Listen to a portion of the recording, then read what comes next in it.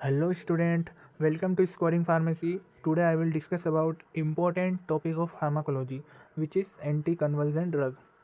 तो ये टॉपिक बहुत ही इंपॉर्टेंट होता है और इसका क्लासिफिकेशन होता है, बहुत बच्चों को याद नहीं होता है। तो आज हम ट्रिक के द्वारा इसका क्लासिफिकेशन भी कवर करेंगे। तो वीडियो को एंड तक देखना। जब आप ये वीडियो कंप्लीट करेंगे तब तक ये टॉपिक आपको पूरा अच्छे से याद हो जाएगा। तो कोशिश करिए कि आप वीडियो में ही अच्छे से टॉपिक को कवर कर लें और हम पूरी कोशिश करेंगे कि आपको वीडियो में ही सब कुछ अच्छे से समझा दे। तो चलिए अब हम टॉपिक को स्टार्ट करते हैं। तो सबसे पहले जो हम पढ़ेंगे इसकी डेफिनेशंस पढ़ेंगे। हम इस टॉपिक में सब कुछ कवर कराएंगे। इसकी डेफिनेशंस हो गई, क्लासिफिकेशन हो गया, इंडिकेशंस हो गया, कॉन्ट्रा इंडिकेशंस हो गया। तो ये सब कुछ देखेंगे हम। अगर आप फार्मेसी रिलेटेड कोई भी कोर्स कर रहे हैं, स्पेशली डिप्लोमा, तो आप ये वीडियो ज़रूर देखें क्योंकि बहुत इंपॉर्टेंट टॉपिक है। तो सबसे पहले बात करेंगे एंटी कन्वर्जन ड्रग होती क्या है। तो एंटी कन्वर्जेंस क्या होती है? The drug are use to treat convulsions are called anti convulsion drug. वह दवा जो यूज़ में आती हो ट्रीट करने में कन्वर्जेंस के। ये पूरा मैं हिंदी में बता रहा हूँ ताकि जो हिंदी मीडियम के बच्चे उन्हें वर्ड समझ नहीं आता तो उन्हें पूरा समझ आ जाए। तो the drug are use to treat convulsions are called anti convulsion drug. वह ड्रग्स जिसका उपयोग हम कन्वर्जेंस में करते हैं उसे क्या बोलते हैं? एंटी कन्वर्जन ड्रग कहते हैं। अगर आपकी एग्ज़ाम में कन्वर्जेंट की जगह कुछ और आ जाए, जैसे कि एपिलेप्सी आ जाए, सीजर्स आ जाए, तो भी आपको यही लिखना है क्योंकि ये इसके ही सिनोनिम है। इसको कन्वर्जेंट बोलते हैं, इसको एपिलेप्सी बोलते हैं, इसी को सीजर्स बोलते हैं। तो आप ये इस चीज़ का अच्छे से ख्याल रखना कि आपको ये टॉपिक आते हुए भी छोड़ के आ जाएंगे कुछ बच्चे, क्योंकि हर चीज़ का सिनोनिम रहता है। तो आप ये ध्यान रखना। तो कन्वर्जेंस क्या होता है हमारा? कन्वर्जेंस हमारा एक मेडिकल कंडीशंस होती है। क्या होता है? कन्वर्जेंस एक मेडिकल कंडीशंस होती है in where the body muscles contract and relax होती है। ये एक मेडिकल कंडीशन है जहाँ हमारी जो मसल्स रहती है कॉन्ट्रैक्ट होती है और रिलैक्स होती है, रेपिडली होती है, जल्दी होती है और रेपिडेटली होती है, बार बार होती है।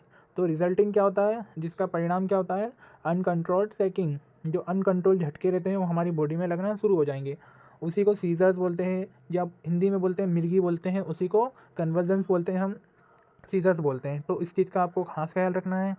तो ये होता है हमारा कन्वर्जेंस। और कन्वर्जेंस के बारे में और एक्स्ट्रा पॉइंट अगर आपको बता दूं जिससे कि आपका कॉन्सेप्ट क्लियर हो जाए, तो जो हमारा कन्वर्जेंस रहता है ये 3 टाइप का होता है। जनरलाइज होता है, पहले याद रखिए 3 टाइप का होता है। एक तो जनरलाइज होता है, एक पार्शियल होता है और एक स्टेटस होता है। जनरलाइज, पार्शियल और स्टेटस होता है। जिसमें से जो हमारा जनरलाइज होता है वो भी 2 प्रकार का होता है। टॉनिक होता है, पेटिमल होता है। पार्शियल सिंपल होता है, कॉम्प्लेक्स होता है। स्टेटस हमारा जो सबसे लास्ट वाली स्टेज होती है वो स्टेटस ही होती है, जिसमें हमें रिकवरी का टाइम भी नहीं मिलता है। तो ये होता है हमारा एंटी कन्वर्जेंट। अगर एंटी कन्वर्जेंट आता है एग्ज़ाम में तो आपको ये लाइन लिखना है। तो चलिए आगे बढ़ते हैं वीडियो में। तो इसका क्लासिफिकेशन देखते हैं हम अब। तो क्लासिफिकेशन मैंने बहुत ट्रिकी वे में बनाया है इसका, जिसकी ट्रिक है भाई साहब, इसमें से आपको कुछ अल्फ़ाबेट को गायब भी करना पड़ सकते हैं। तो चलिए हम पढ़ेंगे उसके बाद समझेंगे। तो सबसे पहला हमारा ट्रिक में जो अल्फ़ाबेट है वो है बी। तो इससे आ जाएगा आपका बारबीट्रेट्स। बारबीट्रेट्स में आपका फिनोबार्बिटोन, मेफोबार्बिटोन। ये आप ड्रग देख लेना अपने हिसाब से। जैसे मैंने आपको 2 ड्रग बताई है तो आप इसमें से एक ड्रग भी लिख देंगे तो आपका काम चल जाएगा। उसके बाद में हमारा अल्फ़ाबेट आता है एच। उससे बनता है हमारा हाइड्रोटोइन डेरिवेटिव। इसमें भी आपकी 2 ड्रग आती है, फेनिटोइन, मेफेनटोइन। इसी तरीके से हमारा आई से आएगा। इसमें आपको जो ए वाला आता है, जैसे भाई में आपका जो ए आ रहा उसको आपको इग्नोर करके चलना है, क्योंकि ट्रिक्स होती है इसलिए उसमें आपको भी कॉम्प्रोमाइज़ करना पड़ेगा। और उसके बाद आता है एस। एक्स से सक्सिनामाइड आता है और एलिफेटिक कार्बोक्सिलिक एसिड, और ये आपको देख लेना है। बेंजोडाइज़ोपिन्स, डायज़ेपाम, क्लोनाज़ेपाम, लोराज़ेपाम। ये आपको सेडेटिव हिप्नोटिक्स में आपने पढ़े ही होंगे। तो ये सब आपको याद करके चलना है और क्लासिफिकेशन आपको पढ़ते रहना है ताकि आप भूलें ना। ये रिवीजन होता रहेगा तो आपको याद रहेगा एग्ज़ाम में भी।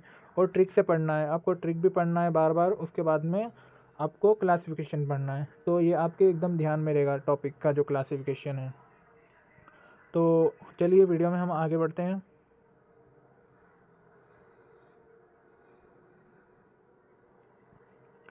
तो हमारा नेक्स्ट टॉपिक है फार्माकोलॉजिकल एक्शन। तो क्या होता है pharmacological action? The drug stabilise cell membrane and suppress the abnormal electricity impulses in the cerebral cortex. The mainly work on the GABA receptor. तो जो हमारी एंटी कन्वल्जेंट की जो ड्रग होती है वो क्या करती है, स्टेबलाइज करती है। स्टेबलाइज मीन्स स्टेबल, किसी चीज़ को स्टेबल करना, उसको बोलते हैं स्टेबलाइज्ड। तो the drug stabilise cell membrane, वो ड्रग जो स्टेबलाइज करती है हमारी सेल मेम्ब्रेन, जो ब्रेन में होती है सेल मेम्ब्रेन, उसको क्या करती है, स्टेबलाइज करती है। साथ ही सप्रेस करती है abnormal electric impulses in the cerebral cortex. जो सेरिब्रल कॉर्टेक्स से जो इम्पल्सेस आ रही है, अबनॉर्मल इम्पल्सेस, इलेक्ट्रिक इम्पल्सेस आ रही है, उसको सप्रेस करती है। तो सप्रेस का मीन्स क्या होता है, किसी चीज़ को दबाना, किसी चीज़ को दबाना। और अबनॉर्मल इलेक्ट्रिक इम्पल्सेस आ रही है, जो अबनॉर्मल है, नॉर्मल नहीं है, अबनॉर्मल इलेक्ट्रिक इम्पल्सेस आ रही है सेरिब्रल कॉर्टेक्स से।